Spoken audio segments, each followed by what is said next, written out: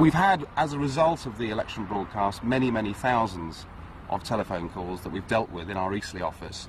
In fact, so much so that we're keeping the office open for an extra month just to field all these calls. We will, between now and the end of the year, be setting up constituency associations across the country. So our job, I think, at this stage is structural, really. You don't feel as though, in a sense, a one-issue party will rapidly disappear off the political scene? No, I don't. How can this be a one-issue party? We're talking about whether we are in the future to control our own foreign policy, whether we are to control our own financial policy. Every aspect, every major aspect of our national life is under threat, or at least our ability to make decisions on them is under threat. So no, we are not a one-issue party. That having been said, we will have for the next general election a much broader manifesto, particularly on the economy, and we intend to put before the electorate a sensible plan of how we're going to raise money and how we're going to spend money. The other parties will fight the next general election telling you how much money they're going to spend, but won't tell you where it's going to come from. No, we are going to put that to the people next time round. So look for a much broader base on the UKIP.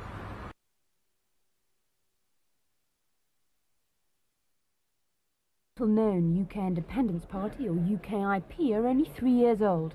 They average just over 3% of the vote in the European elections, but they're planning to fight every seat at the general election.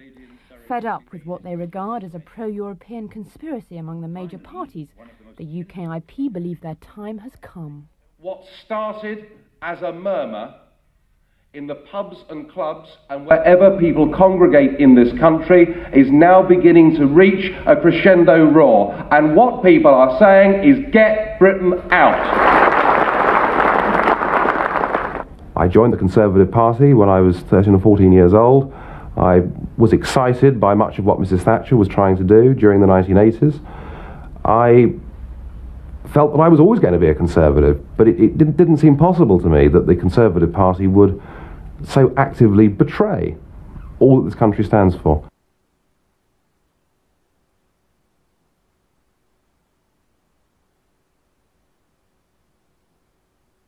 Mr. President, let me say right from the outset that the UK Independence Party, my party, the members of which who are so often dismissed as little Englanders, totally deplore the outbreaks of petty nationalism in the UK and France over this beef issue. However, I find it ironic that the EU institutions, which introduced the ban on British beef exports in 1996, and which exist to promote the unity and cooperation of European nations, have, by their original actions, created a political situation which has directly led to this disharmony. My party, which has a clear election manifesto to seek Britain's withdrawal from the EU, notes that if the Commission had not interfered in the first place back in 1996, individual nations would have been able to decide whether or not to buy British beef. At that time, a number of countries, particularly South Africa and Botswana, were willing to continue to buy British produce. Without the EU ban, Britain would have been free to exploit alternative markets and this crisis would not have arisen. Now we have a classic demonstration that membership of the EU is bad for British business. It affirms my belief that it's about time that my own country recognised that our interests are best served by not being a member of this club. Most people in the UK thought we joined a free trade area, but this crisis demonstrates it is anything but that. While the UK has obeyed EU law to the letter, other countries are running a cart and horse through the rulebook. The level playing field is about as level as the decks of the Titanic after it hit the iceberg. Thus, while I wish the Commissioner well in his endeavours, I am afraid that whatever he does, it will not be good enough. I, for one, will be urging my own government to leave this club and to rejoin the real trading world. Thank you.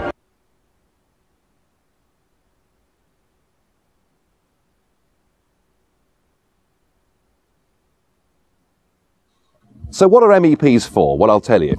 MEPs are here to vote, and to vote often and to vote regularly. Sometimes we vote up to 450 times in the space of 80 minutes. Now, I have to confess, hands up, I don't know what's going on half the time. I haven't even read all of the documents, so massive are they. Now, it could be that my fellow MEPs down there are all Albert Einsteins and all absolutely understand what's going on. But I suspect that's not the case. In fact, it's rather like paying monkeys, because what happens is the civil servants draw up the list, and if it's vote number 58 and the piece of paper says vote yes, you vote yes, and if it's number 59 and it says vote no, you vote no. It is an absolute farce. it is a complete sham masquerading as democracy. Okay. In 15 minutes' time, we have to go down to the European Parliament and to fulfil our function as members of the European Parliament, which means we have to vote. So what we're about to do now is, with our assistants, who've done a massive amount of reading and work behind the scenes, they are effectively going to tell us what to do. Look how many votes there are. What have we got? Yeah. So there's about, in fact, there's a, now look at that. This is a classic example of EU voting. There we have 40 individual different amendments that we're expected to vote for en bloc. Now I defy any man or woman down in that chamber to understand all those 40 amendments and make a balanced decision. It's just impossible. And the other point, of course, is the sheer financial point, that this place is thick with institutional corruption. You could now buy a cheap airline ticket to come to Strasbourg for about £45 return. When you get here, you're reimbursed nearly £800 for the cost of that flight. Now, this has been going on for the last 20 years, and of course what's happened is that our members of the European Parliament simply haven't been talking about it. The system is fraudulent, it's rotten to the core. In 1998, a man called Paul van Buitenen, who worked in the European Commission, decided that fraud, waste, mismanagement, corruption and nepotism had become so bad that no longer could he hold his peace, and he went public and became the first whistleblower. It turned out that in fact all of his claims were right, and the entire European Commission were forced to resign in disgrace.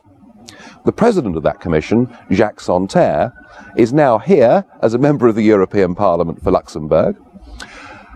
And Commissioner Kinnock, who was one of the 20 that had to resign, is now a vice president of the European Union and has been put in charge of sorting out fraud. Well, how well has he done? Well, there's now another whistleblower. Her name's Marta Andreasen. She went to Commissioner Kinnock. She said, look, I'm sorry, Commissioner Kinnock, but I cannot sign off these accounts. You're using a cash-based system. You're not using double-entry bookkeeping, which incidentally was invented in the late 14th century. She said, I cannot sign off these accounts as being a true and accurate record of the EU's finances, and for her trouble, she's been suspended pending an investigation. Everybody talks about reforming fraud within the European Union. I think this whole system is so rotten that it's now unreformable. There's been a great debate going on for the last 5 years about the supposed benefits of the single currency. We're told that business needs it, and we're told above all that it's good for jobs. Well, how's it working out 3 years down the road?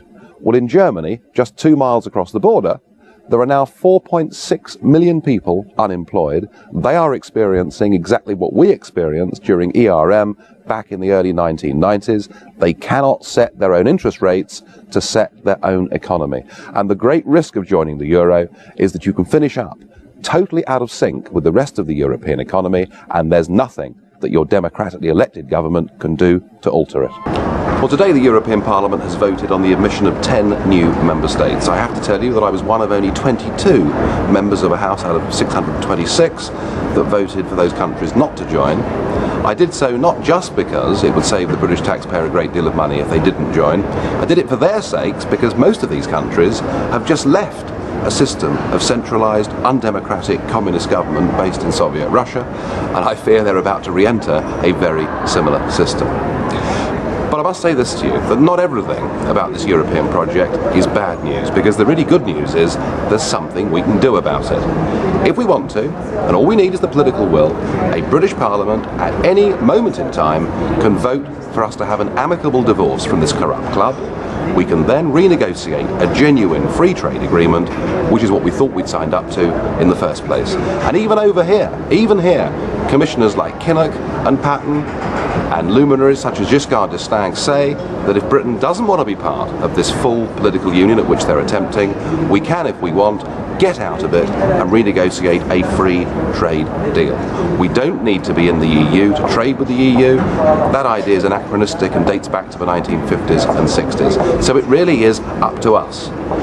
But we have to do something about it. We have to vote for people who will not allow this continual surrender of our sovereignty to continue.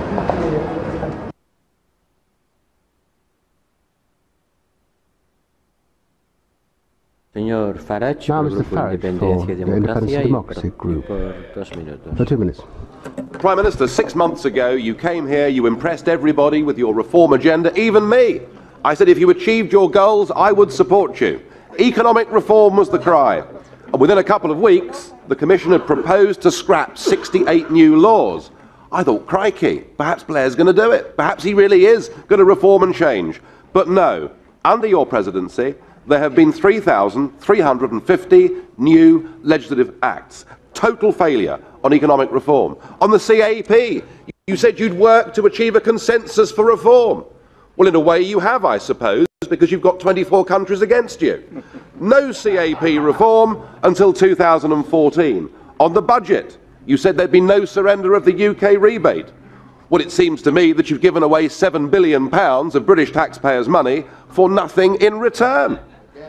Your only achievement is to open talks with Turkey, which is opposed by the vast majority of people in Europe and will lead to an even higher bill. Why should British taxpayers pay for new sewers in Budapest, for a new underground system in Warsaw, when our own public services are crumbling in London? Why should we pay a penny piece into an organisation whose accounts have not been signed off by the auditors for the last 11 years in a row? This budget deal is game, set and match to President Chirac. No cheese-eating surrender monkey he. Unlike you, he stands up for the French national interest, not some bizarre notion of Europe, and he has outclassed and outplayed you at every turn. Your only real achievement is that Britain is now isolated, alienated. We are completely alone within the European Union, which is why it's been said before. Hang on a second.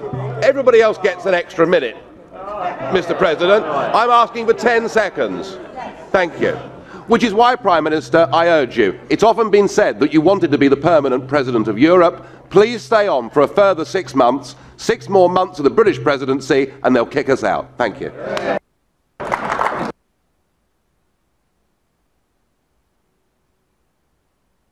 I'm surprised we have the front to call this a debate, because the Minister didn't tell us any of the substance of the negotiations. But of course there is no debate, is there? No debate in the national parliaments, no informed opinion in the press, no debate at all. And why? Because this whole treaty is being put together in secret. And that is being done because you don't want to involve the citizens of Europe. You're fearful that the more they find out about your grandiose plans, the more likely they are to vote no. And what's worse still is the downright dishonesty with which this whole process is being pursued. For Angela Merkel, in a letter, to talk about the proposal, to use different terminology without changing the legal substance, I mean, it's Alice through the looking glass stuff, isn't it? It's the twisting of language. It is the deliberate attempt to stop there being free and fair referendums in European countries. It's your plan to act like a bulldozer, just to sweep aside the French referendum result, the Dutch referendum result, to pursue your political goals without taking the people with you. Well, I've no doubt you think that you're going to get away with it. But if you're proud of your European project, if you're true Democrats, then you join me in the call for let the people decide their own future. Don't foist it upon them.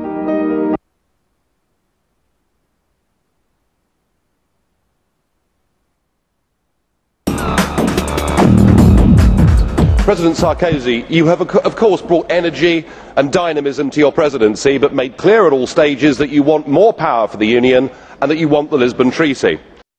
With the Czech presidency about to take over, I think we've seen the true face of this modern-day European Union with the appalling attack on President Klaus. And I'm going to ask you, what kind of European Union do you want? Because what we've got here is a union that treats democracy with contempt. Brian Crowley said to President Klaus that the Irish wish for the Lisbon Treaty. Well, I'm sorry, old son, but they said no. Please accept the result. In previous times, Martin Schulz has stood up and said that a no vote will lead to fascism and that we must not bow to populism. So this is a union that despises democracy. And it's a union that cannot cope with any alternative point of view. I don't care about your opinions, is what Danny Cohn-Bendit said to President Klaus. And in previous times, Mr Cohn-Bendit has said in this chamber that opponents of this treaty are mentally ill. This is a very, very dangerous step for this union to be taking, and it's a union that behaves like a thug and a bully. And when Mr Cohn-Bendit put the European flag on President Klaus's desk and told him to fly it from the castle, he could just as well have been a German official from 70 years ago or a Soviet official from 20 years ago. Danny the libertarian, who is now the authoritarian, the man who has turned into everything he said he was opposed to 40 years ago, and this is the face, President Sarkozy, of this European Union. And all of it egged on by President Pottering, who in previous times has fined members of this House for insulting other heads of state. Mr Sarkozy, is this the kind of union that you want? Or will you join me in condemning the absolutely appalling treatment of President Klaus in Prague last week?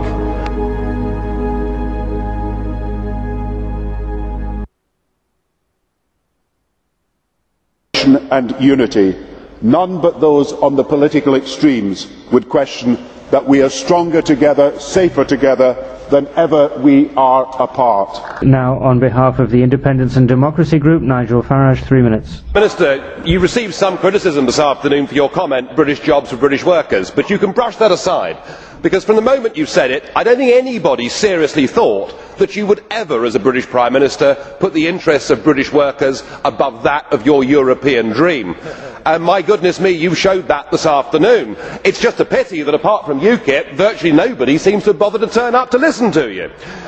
No, you're very popular here. You're very popular indeed, because within a few days of the Irish saying no to the Lisbon Treaty, you had rammed that treaty through the British Parliament, and you'd done it breaking a specific...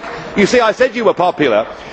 You did it breaking a specific manifesto pledge that you would give the British people a referendum on the constitutional treaty.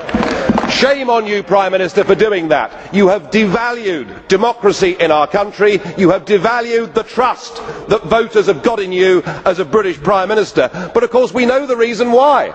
The reason why is that we would have voted no. Yes. You said in your speech that none but those on the extremes oppose European Union.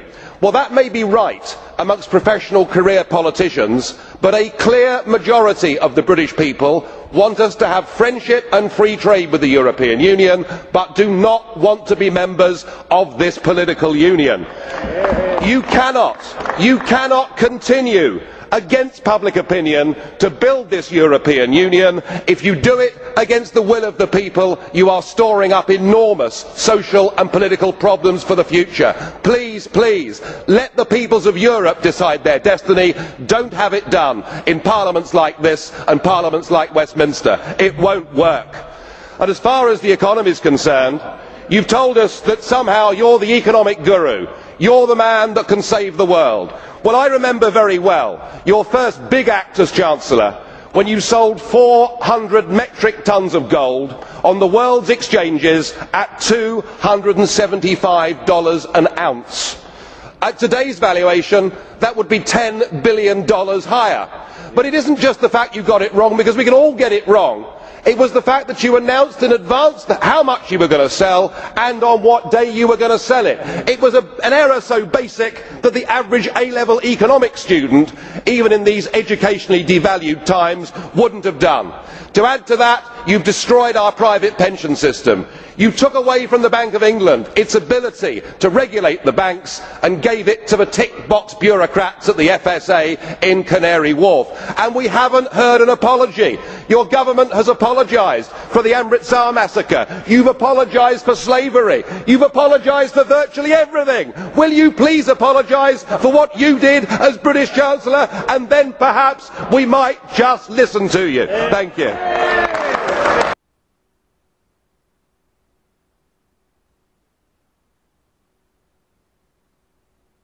Leader of UKIP, Nigel Farage, has been injured in a plane crash. The police say the accident happened at around 8 this morning, just west of Milton Keynes, near Brackley in Northamptonshire. Now, it's understood the plane had been trailing a banner and had only been in the air for some 10 minutes before it came down near the airfield. Mr. Farage has been taken to hospital at Banbury for a checkup. The pilot had to be cut from the wreckage, and he's been airlifted to hospital now in Coventry. Well, let's get the very latest. Lisa Dowd at the scene of the crash, Darren Little at the hospital where Mr. Farage is being treated. Lisa, first to you. I understand the air accident branch will be on its way, but clearly he is, and the pilot too, lucky to escape with their lives. Well, we understand from a photographer, a member of UKIP who was here when the crash happened, that the aircraft had been in the air for around 10 minutes or so at around 8 o'clock this morning. It was flying at quite a low level over the airfield, around 10 to 15 metres from the ground. Now, police are telling us that they understand that the aircraft had been trying to land here, but at some point it flipped over and crashed to the ground, really crushing the cockpit and Nigel Farage and the pilot who were inside. It's really amazing to see that Nigel Farage managed to walk away from the cockpit with minor injuries. The pilot, though, was trapped inside for some time. He, though, managed to reach for his mobile phone and call the emergency services, giving them all the details they might need to know, even down to the finer details of the make and the model of the aircraft. So amazing really that either of them really survived this when you see the wreckage, and plenty here at the scene now for air accident investigators and police to do. They'll be looking at whether the banner which was trailing behind this aircraft played any part, whether it got tangled up in it, whether crosswinds might have played a part in the accident. We also know that this airfield was unfamiliar to the pilot, and we have been speaking to Detective Chief Inspector Martin Kitchen, and this is what he had to tell us. I can confirm this morning at 8 o'clock the emergency services received a phone call as a result of a light aircraft coming down at this location. On arrival, emergency services have released the pilot from the plane, who was taken to Coventry Hospital at Wallsend by air ambulance. The passenger had been released prior to the arrival of emergency services and has been taken to hospital at Horton Hospital at Banbury. Investigations continue into the cause of the accident, and they will continue during the course of the rest of the day. We are in consultation with the Air Accident Investigation Board, who are providing us with advice at this time. Well, what are the aftermath? Let's catch up with Darren at the hospital. Extraordinary, Darren, when we see these photos of Nigel Farage in that wreckage, that he managed to escape. Oh, without doubt, and I'm told inside the hospital here, although he suffered relatively minor injuries, just minor facial injuries and some chest pains, which they are checking out to make sure everything's okay with his ribs and other things within his chest. He is traumatised and shocked by what has happened. Clearly, coming into such an impact at such a low level, that plane flipping, being trapped, and then having to crawl out and then see the pilot be cut out of that plane. He is quite in a degree of shock. We're not sure quite when he is going to leave the hospital here. Meanwhile, the pilot, as Lisa was saying, was conscious throughout. He was airlifted to the University Hospitals Coventry and Warwickshire. We understand with leg and back injuries, slightly more serious, although we understand his injuries are not life-threatening. But when you see the state of that plane, an engine somewhere else on the airfield away from the main plane itself, really both of them have had a very, very lucky escape. And do we know, Darren, if Mr. Farage has managed to help the inquiry as yet as to what may have gone wrong?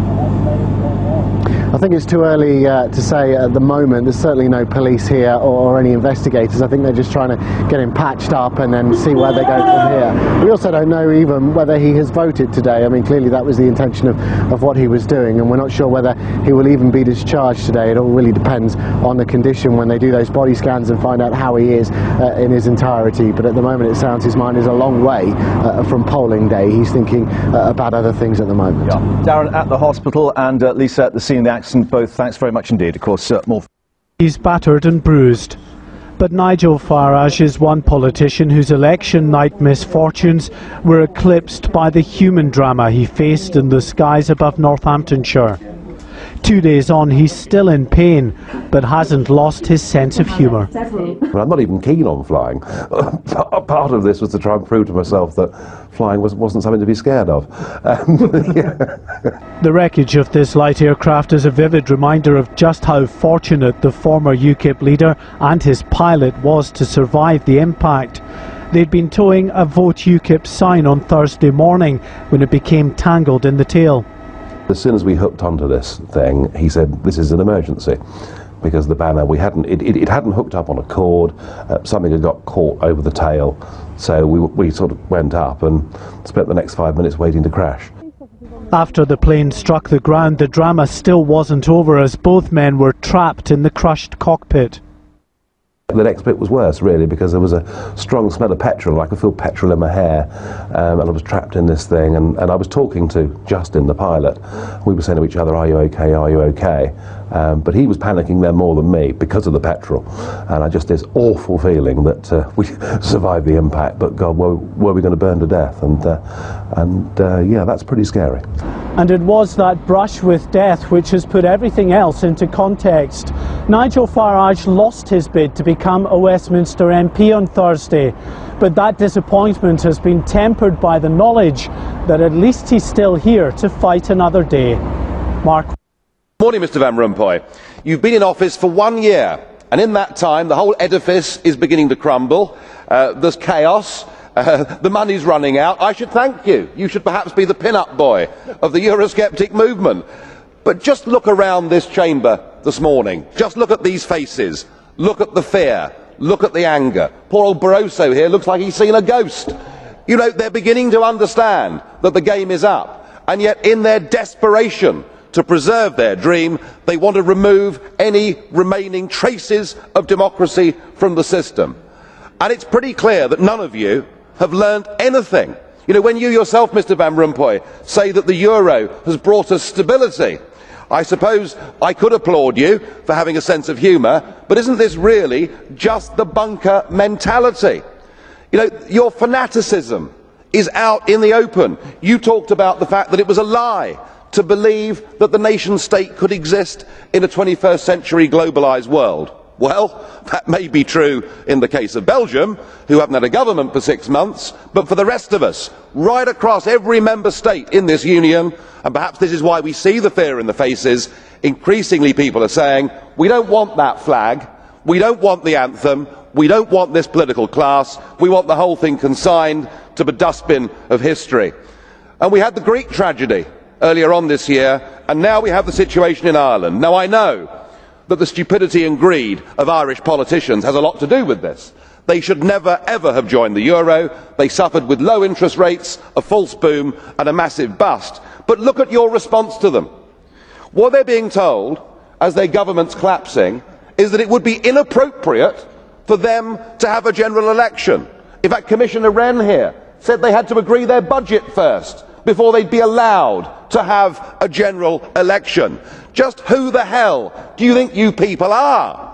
You are very, very dangerous people indeed. Your obsession with creating this Euro state means that you're happy to destroy democracy. You appear to be happy for millions and millions of people to be unemployed and to be poor. Untold millions must suffer so that your Euro dream can continue. Well, it won't work, because it's Portugal next. With their debt levels of 325% of GDP, they're the next ones on the list, and after that I suspect it'll be Spain. And the bailout for Spain would be 7 times the size of Ireland, and at that moment all of the bailout money has gone. There won't be any more. But it's even more serious than economics, because if you rob people of their identity, if you rob them of their democracy, then all they are left with is nationalism and violence. I can only hope and pray that the euro project is destroyed by the markets before that really happens. Co-President of the Europe of Freedom and Democracy, Nigel Farage. The floor is yours. Well, here we are, on the edge of a financial and social disaster, and in the room today we have the 4 men who were supposed to be responsible. And yet we've listened to the dullest, most technocratic speeches I've ever heard. You are all in denial. By any objective measure, the euro is a failure. And who is actually responsible? And who's in charge out of you lot? Well, of course, the answer is none of you, because none of you have been elected, none of you actually have any democratic legitimacy for the roles that you currently hold within this crisis. And into this vacuum, albeit reluctantly, has stepped Angela Merkel. And we are now living in a German-dominated Europe. Something that the European project was actually supposed to stop. Something that those that went before us actually paid a heavy price in blood to prevent. I don't want to live in a German-dominated Europe, and nor do the citizens of Europe. But you guys have played a role. Because when Mr Papandreou got up and used the word referendum, or Mr Rehn, you described it as a breach of confidence, and your friends here got together like a pack of hyenas, rounded on Papandreou, had him removed and replaced by a puppet government. What an absolutely disgusting spectacle that was. And not satisfied with that, you decided that Berlusconi had to go. So he was removed and replaced by Mr Monti, a former European Commissioner, a fellow architect of this Euro disaster, and a man who wasn't even a member of the Parliament. It's getting like an Agatha Christie novel, where we're trying to sort of work out who's the next person that's going to be bumped off. The difference is we know who the villains are. You should all be held accountable for what you've done. You should all be fired. And I have to say, Mr Van Rompuy, 18 months ago when we first met, I was wrong about you. I said you'd be the quiet assassin of nation-state democracy, but you're not anymore. You're rather noisy about it, aren't you? You, an unelected man, went to Italy and said this is not the time for elections, but the time for actions. What in God's name gives you the right to say that to the Italian people?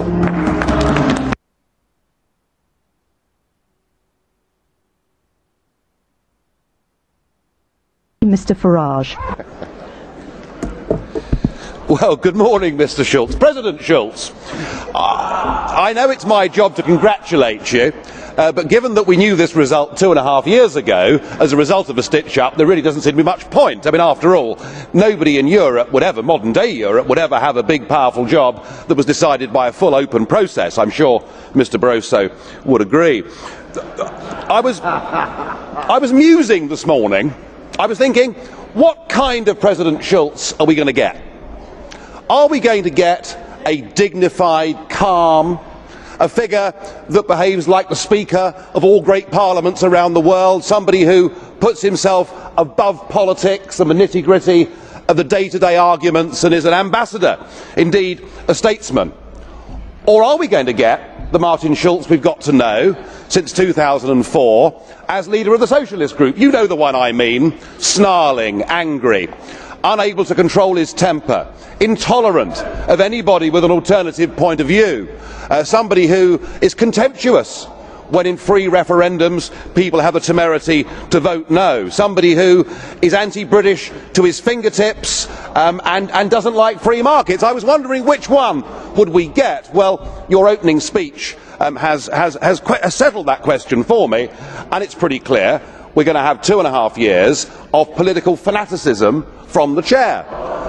And I have to say, only a third world country, only a banana republic would want to have an overtly political president of a parliament. But it's what we've got. I may represent the smallest group in this parliament, Mr Schulz, but I can tell you that it's a group whose ideas and whose views are now being echoed by a growing number of citizens right across this continent. I'm sure you'd agree. The opinion polls show it's kind of 50-50 whether people think this EU is a good thing or a bad thing. What we represent, sir, is not anti-Europeanism. That is not what it's about.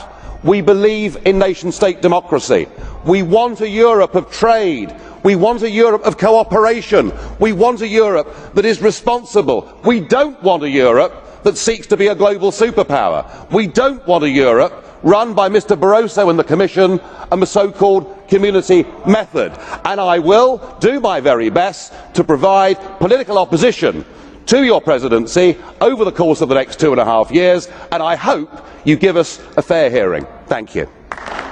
What are we doing here? My point was, I mean, I don't want to live in the United States of Europe anyway, because I think that Europe has such different countries, different languages, different histories. But if you were going to build a United States of Europe, surely you wouldn't turn the clock back 1,000 years and abolish democracy and finish up with a president that had been appointed and who cannot be removed. And that was my basic point. But you got penalized for those remarks. Yes, they fined me. It was the maximum. Who fined you? The European Parliament themselves fined me, and it was the maximum fine that the Which Parliament was what? imposed. It was 3,000 euros. And you paid it? I paid it. I had no choice. They just docked it out of my money. Really? But yeah. And this brings into question... For warning about the very things that are now causing riots across Greece and Europe today? Oh, riots, and I think much worse to come, to be honest with you. Why do you say that? Listen, if you were Greek, I mean, the country that actually invented democracy, and I know the Greeks don't pay their taxes and they have a different culture, but Greece is now ruled by 3 foreign bureaucrats, one from the European Commission, one from the European Central Bank, and one from the IMF, an organisation who's, I'm afraid, gone downhill along with the European Commission. The same IMF, by the way, that says the world's in for stinkier times, right? Yes, it does say that today. But that you agree with? That I agree with, but what I find extraordinary is that America, of course, provides 18% of the money for the IMF, so American money is actually being used to prop up. What would you tell us to do, Nigel? I would say to you, get a grip. You are the biggest player with the IMF. Get a grip. Get rid of this awful woman, Christine Lagarde, who has turned the IMF effectively into an offshore post of the European Commission. Well, she's been criticizing the way we conduct our fiscal policy in the United States. Some of the criticism was warranted, but she goes after the very people who are trying to correct it, which makes me think she's taking sides. And paying her vast salary on which she pays no tax. You know, the great battle that's going on, and it's happening in America, it's happening in Europe, this battle of bureaucracy versus democracy, and I want to get democracy back. And people like Herman Van Rompuy and Christine Lagarde at the IMF should not be calling the shots. You know, they all sound like Hans Christian Andersen characters, but I digress. Do you get a sense, though, that all the world has hit an inflection point? More government, less government. And that's same in the United States. That's the essence of our election 4 weeks from today. Or am I oversimplifying? Well, the big difference is this. You actually have an election debate. You know, you can vote for a candidate that goes to Washington and fundamentally changes the tax structure, bureaucracy, the legislation in this country. What's happened in Europe is nation-state democracy has been subverted totally and given to people like the European president. And it doesn't matter how we vote in a British general election, because all we're doing is we're putting into 10 Downing Street a manager, a caretaker. Yeah, but could I talk to you about some of these characters? You're a huge exception, my friend. They always blame us, like this Barrasso character. I want you to listen to this, because I know you have some strong views on this fellow. Some of you might be familiar. This crisis was not originated in Europe. Since you mentioned North America, this crisis was originated in North America. Idiot. I thought he was an idiot too. Because here's the thing, he sounded French there. I know he's Portuguese, but I know he's lived all over Europe. But we consider him French with the attitude. Could I just remind people, forget whether he's French, forget whether he's Portuguese. He's condescending. He's a former communist. All right? Really? So, yeah, he was a Maoist.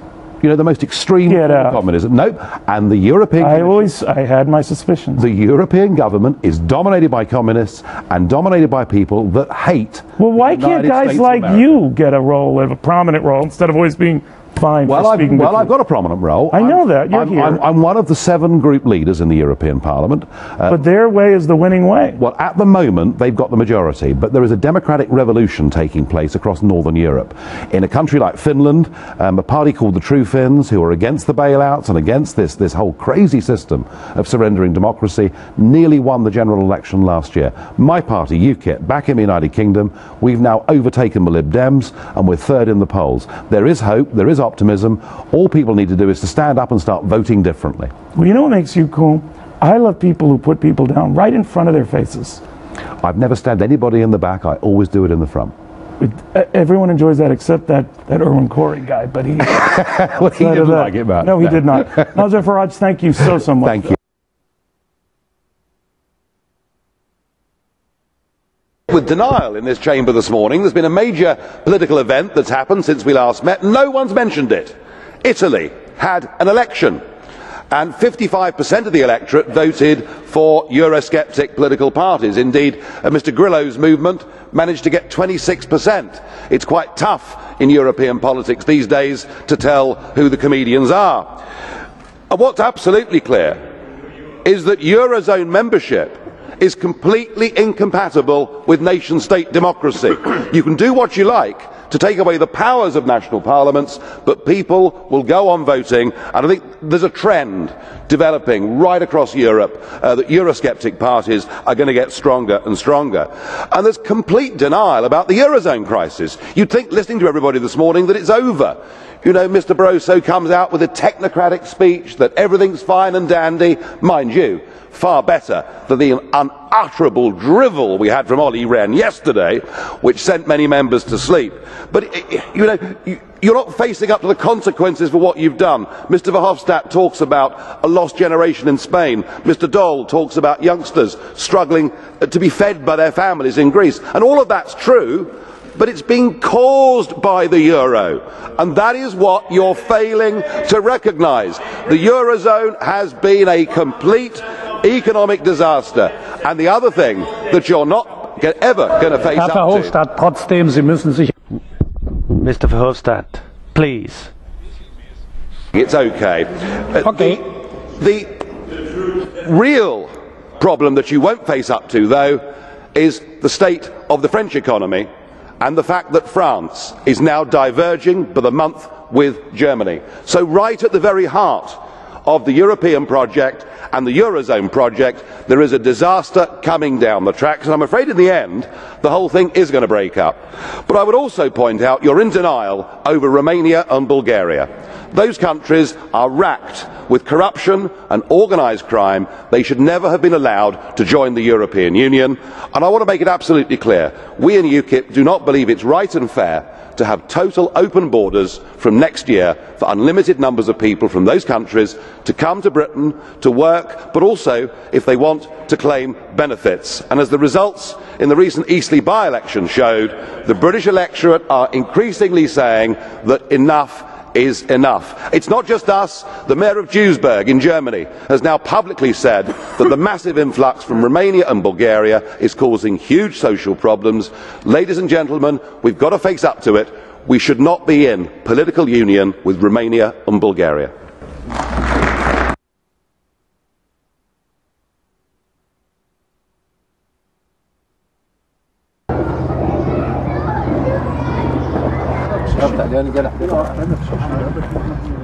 We're going to get the biggest turnout in the European elections we've seen since 1979. So the answer is increasingly, yes, they do matter, and people realise that Europe, whether you like it or not, is really, really important.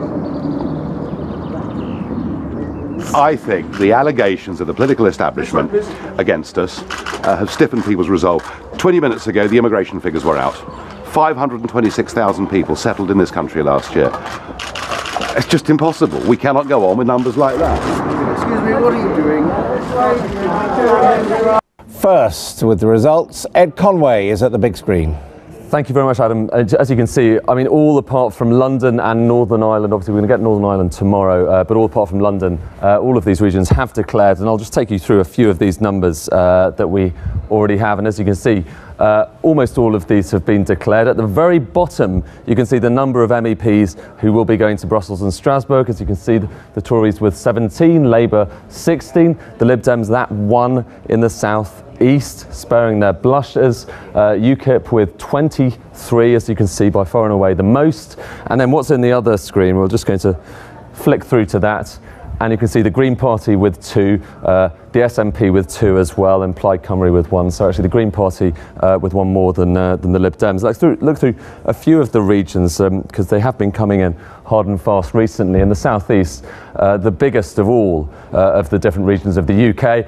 And again, some of these names very familiar indeed. Of course, Nigel Farage winning the first seat there.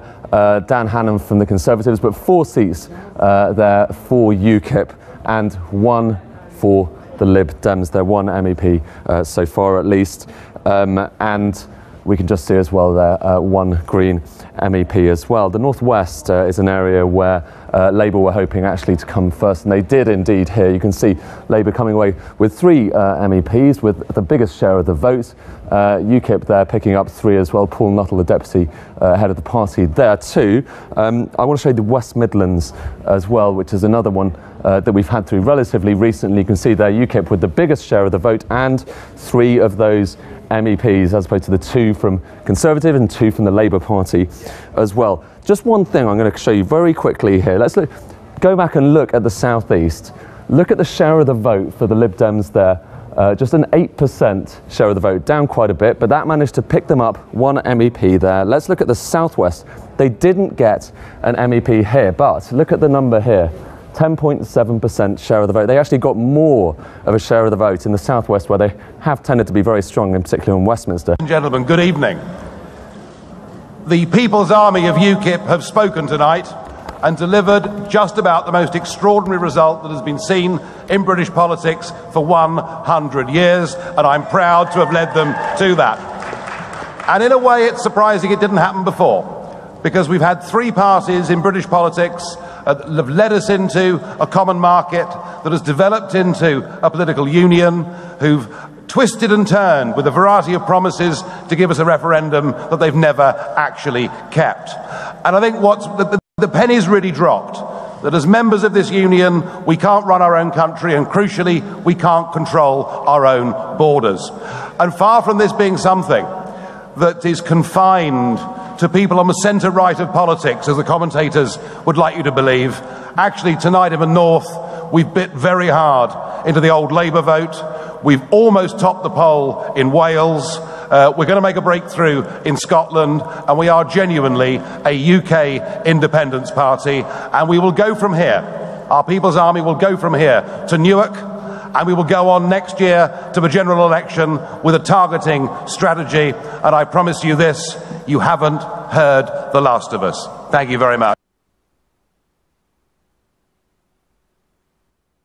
I'd like to give my customary welcome to incoming presidents of the European Council. I can see why they chose you. You're perfect. You're like the Euro record that's got stuck in the groove. Completely out-of-date view of what Europe is, and clearly you've learned absolutely nothing from the results of the European elections. Now, as you know, in the United Kingdom, immigration is the key debate. It is dominating political discourse within our country, and at the heart of that is the whole question of the free movement of peoples. But of course, your debate is the other side of the same coin. Your debate is about immigration, and time and again you've promised the Polish voters that young Poles would return to Poland, and at the same time Mr Cameron has promised the British people that fewer Poles would come to us. Well, it turns out that you've both been wrong, and that your country has been depopulated by 2 million people since you joined the European Union. And the reason is obvious. It's money, isn't it? And you yourself prove the point. You're the newest Polish emigre, and you've gone from a salary of 60,000 euros a year to a salary of 300,000 euros a year. So congratulations, you've hit the EU jackpot. But you've also scored a great victory without trying, because Mrs Merkel last week went to Downing Street. She spent a few hours with Mr Cameron, and Mr Cameron now is a big supporter of the free movement of people. Let me be clear, he said, I support the freedom of movement. So on that one, you've won a great victory against Mr Cameron without having to lift a finger. But he also says that he will now restrict the benefit of EU migrants working in Britain. Now, in the past, you've been very clearly opposed to this, and I want to please answer me today, Mr Tusk. Is it right that children who live in Warsaw should qualify for child benefit if their parents are working in London? Please clarify for me that point today. In some ways, you face quite a tough test. Not with the UK, our leaders are a soft touch. But despite the Lithuanian lemmings, you've got the euro crisis, you've got a referendum on whether the UK stays a member, and of course the appalling growth of attacks on Jewish people. I would put it to you, Mr Tusk, that the European elections showed us one thing, The voters in Europe want change. They want massive wholesale reform, and I'm entirely confident that you're not the man to provide that. Referring to what Mr. Farage has said, I am impressed and satisfied.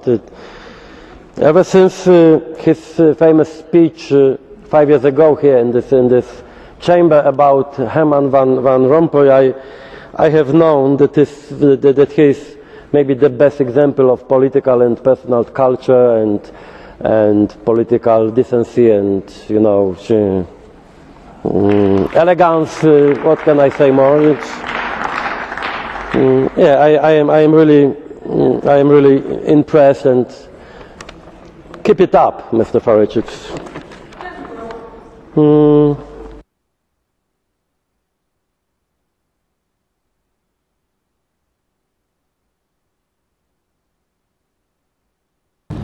On Monday, I will commence the process set out under our Referendum Act, and I will go to Parliament and propose that the British people decide our future in Europe through an in-out referendum on Thursday, the 23rd of June.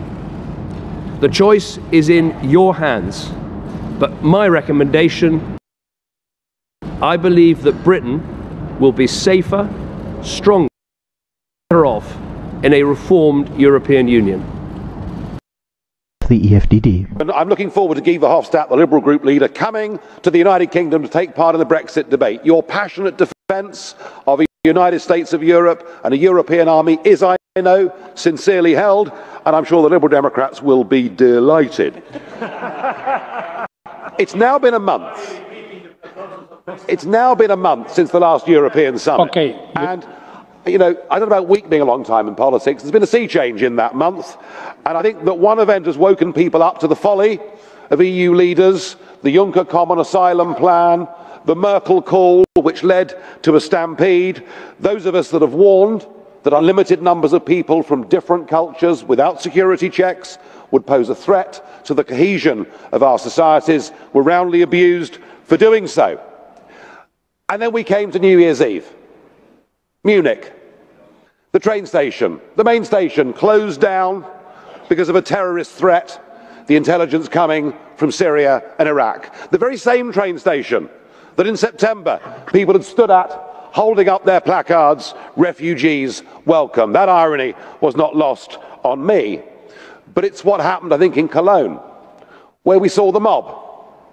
Up to 1,000 young males in the street, sexually assaulting and harassing women.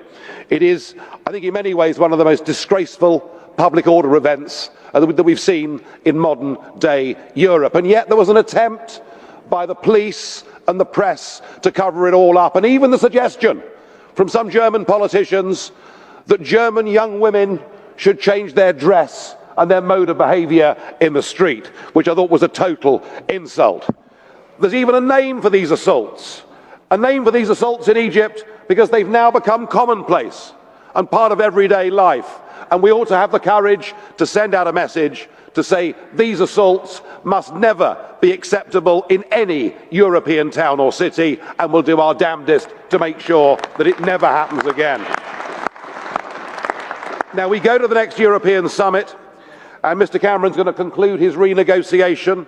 I've no doubt there'll be a compromise on the fairly minor issue of migrant benefits. I've no doubt that he will come back from that summit with a few promissory notes for the future about Britain's relationship. But what he's not going to be talking about is our ability to get back control of our borders. And the British people know that those young men in Cologne, in a few years' time, will have EU passports and be free to come to Britain. And just to give you an idea of how big the sea change has been, a Daily Telegraph commentator, Alison Pearson, who had said she was undecided on Brexit, she didn't have enough information, wrote this the other day. She said, after Cologne, the EU referendum is about nothing less than the safety and security of British women. We, the Euro clueless, need to woman up and vote for the right of our daughters and granddaughters to live as they choose and to smile in the street.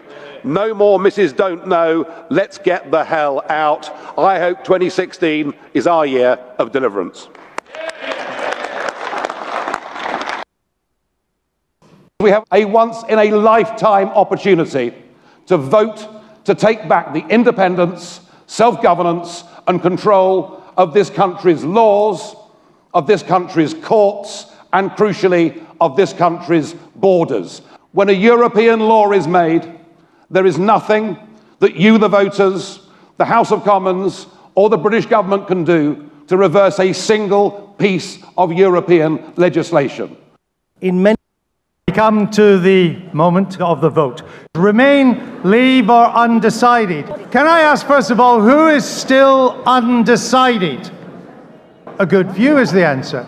Who wants to vote to leave? And who wants to vote to remain? Well, the leaves have it. The leaves have it. Thank you. This is Nigel Farage, the leader of UKIP. That the dawn is breaking on an independent, united kingdom.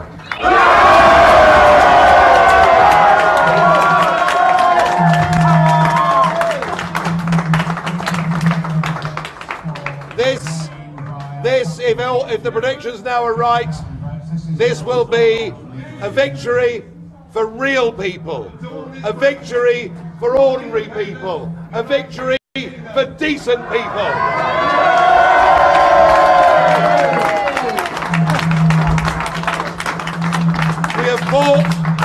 We have fought against the multinationals, we fought against the big merchant banks, we fought against big politics, we fought against lies, corruption and deceit, and today honesty, decency and belief in nation, I think now is going to win.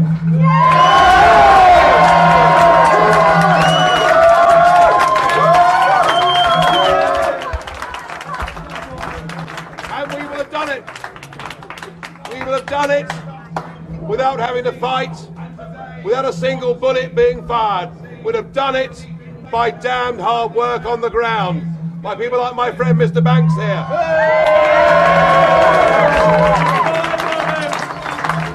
And by people in the Labour Party and the Conservative Party and UKIP and of no party who've taken part in this campaign. And we'll have done it not just for ourselves, we'll have done it for the whole of Europe. I hope this victory brings down this failed project and leads us to a Europe of sovereign nation states, trading together, being friends together, cooperating together, and let's get rid of the flag, the anthem, Brussels, and all that has gone wrong.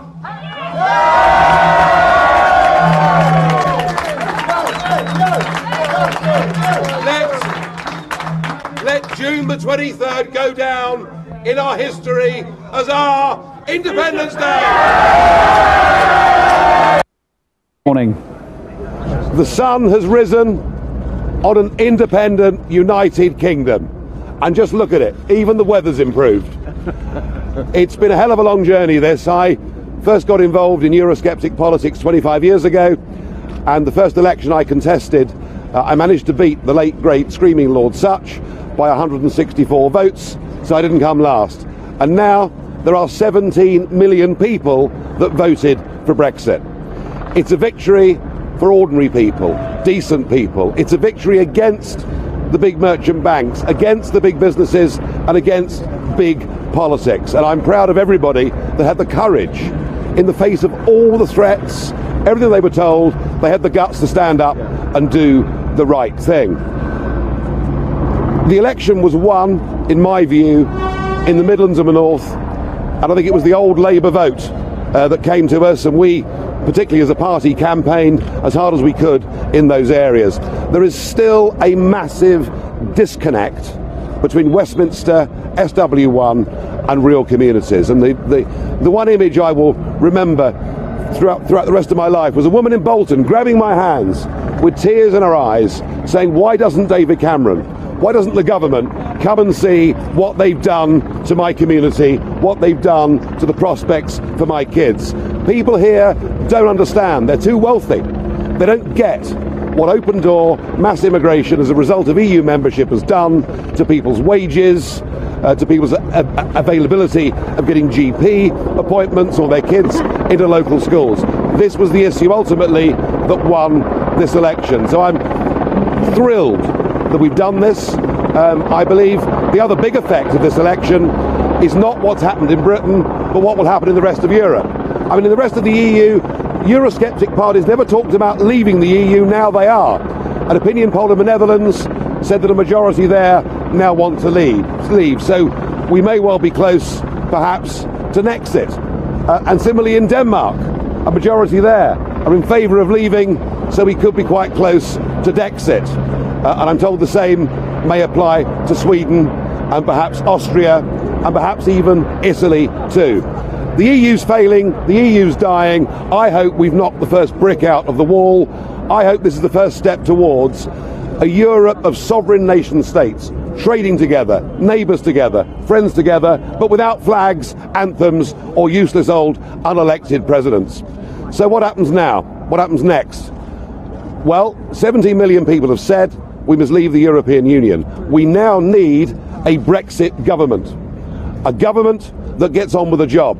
A government that begins the renegotiation of our trade relationship. A government that'll be mindful that already many of the German car manufacturing unions have said, let's get on and do a deal. Let's go on selling motor cars and wine and cheese with each other. But a government also that at the same time uses the opportunity of Brexit. And the opportunity is we're now freed to start making our own trade deals and associations with the rest of the world. We've left behind, with this result, we've left behind a failing political union. We've given ourselves the chance to rejoin the world in a 21st century global economy. So we need, as I say, a Brexit government. We need the negotiations to start as soon as humanly possible. We need to start thinking globally about our future. And the other thing I think that needs to happen is that June the 23rd needs to become a national bank holiday, and we will call it Independence Day. Thank you. Good morning. Good morning. Funny, isn't it? Funny, isn't it?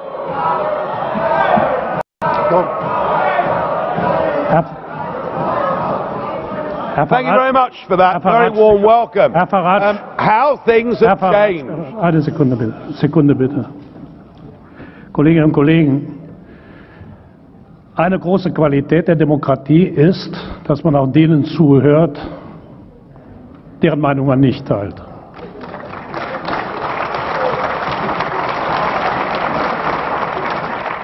Well, thank you, Mr. Schulz. Isn't it funny? You know, when I came here 17 years ago, and I said that I wanted to lead a campaign to get Britain to leave the European Union, you all laughed at me. Well, I have to say, you're not laughing now, are you? And the reason you're so upset, the reason you're so angry, has been perfectly clear from all the angry exchanges this morning. You, as a political project, are in denial. You're in denial that your currency is failing. You're in denial. Well, just look at the Mediterranean. No. As a policy to impose poverty on Greece and the rest of the Mediterranean, you've done very well. And you're in denial over Mrs. Merkel's call last year for as many people as possible to cross the Mediterranean into the European Union has led to massive divisions between countries and within countries. But the biggest problem you've got, and the main reason the United Kingdom voted the way that it did, is you have, by stealth, by deception, without ever telling the truth to the British or the rest of the peoples of Europe, you have imposed upon them a political union. You've imposed upon them a political union. And when the people in 2005 in the Netherlands and France voted against that political union, when they rejected the Constitution, you simply ignored them and brought the Lisbon Treaty in through the back door.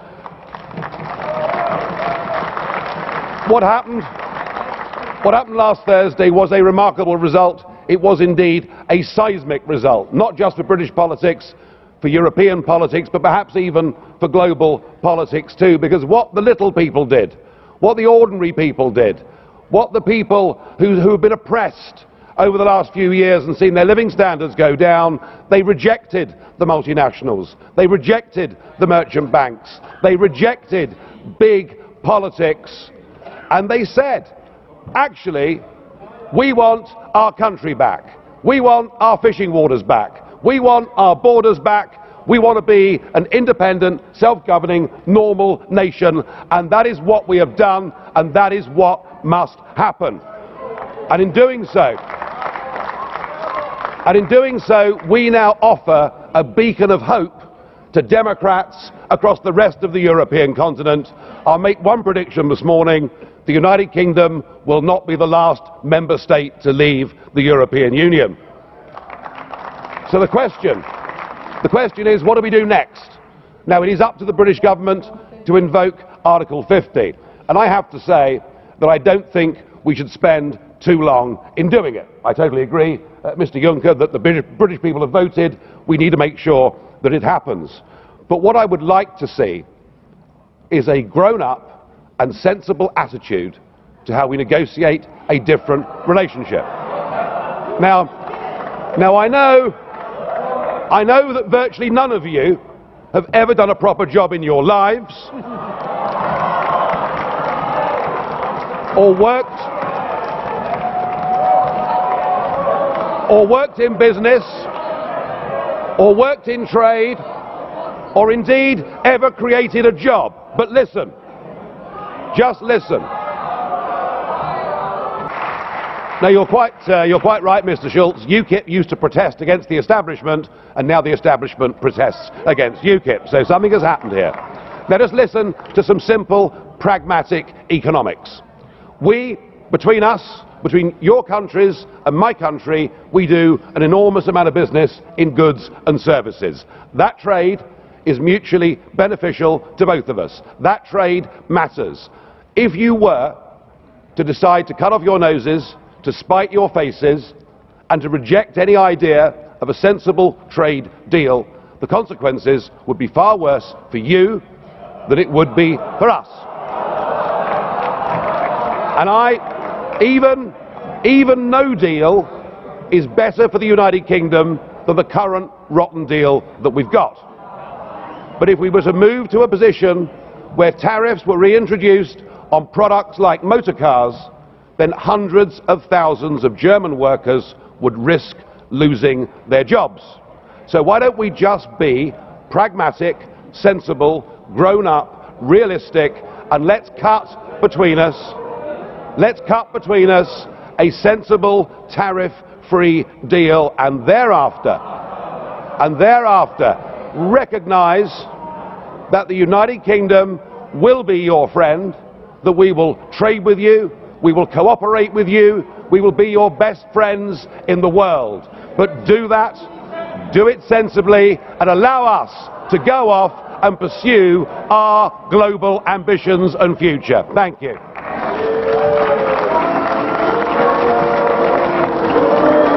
The London stock market's rallying strongly this morning. It is now 12% up since its February lows. Sterling is weak, but then it started declining from July 2014, and the Prime Ministers of Australia and New Zealand are now vying for who can be the first country from outside the EU to do a trade deal with the United Kingdom. Things are looking pretty good. The only upheaval is political upheaval, where we've seen a Prime Minister resign, and indeed the British Commissioner, Lord Hill, resign. They've both done so, I think, for the right reasons. You never know, we may be getting rid of a Labour Party leader as well. But upheavals in politics can actually be a very healthy and a very good thing. And I got into politics because our political class in Britain led us towards a European political project. So if that result last week sweeps a few of them away, so be it. But I am looking forward next year to celebrating our Independence Day on June the 23rd.